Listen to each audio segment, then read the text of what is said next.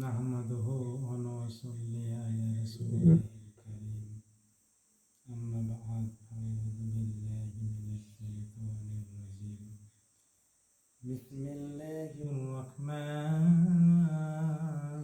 রহিম। আজ একটি হাদিস শোনাবো, মুসলিম শরীফের হাদিস।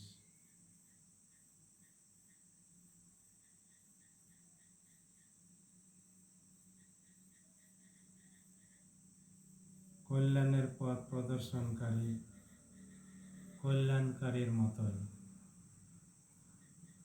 আবু হুরায়রা রাদিয়াল্লাহু আনহু থেকে বর্ণিত, তিনি বলেন, রাসূলুল্লাহ সাল্লাল্লাহু আলাইহি ওয়াসাল্লাম বলেছেন, যে ব্যক্তি হেদায়েতের দিকে আহ্বান করে তার জন্য রয়েছে প্রতিদান। যে প্রতিদান রয়েছে ওই হেদায়েত এর অনুসরণকারীর জন্য, অর্থাৎ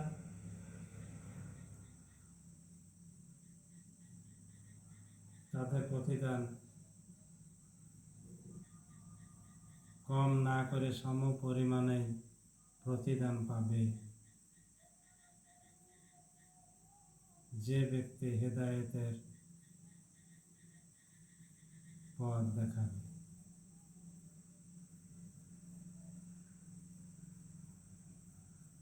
অনুরূপভাবে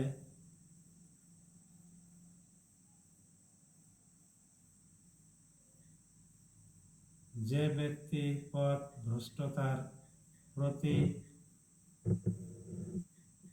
আহ্বান করে তার উপর বর্তাবে এমন পাপ, যে পরিমাণ পাপ হবে যে পথ ভ্রষ্টতার কাজ করেছে, এবং তাদের পাপে কোনো কম করা হবে না। এই হাদিস থেকে শিক্ষণীয় বিষয় আমরা কি পাই? এক, কল্যাণের পথে পথ প্রদর্শন করা এবং এর প্রতি উৎসাহ প্রদান করার জন্য রয়েছে মহান প্রতিদান। দুই,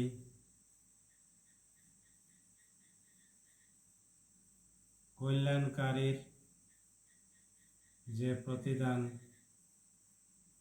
দেওয়া হবে, এই কারণে অনুসরণকারীদের প্রতিদানে কোনো কম বা ঘাটতি করা হবে না। তিন, বিদআত ও পথ ভ্রষ্টকারীদের জন্য রয়েছে কঠিন শাস্তি, যে কারণে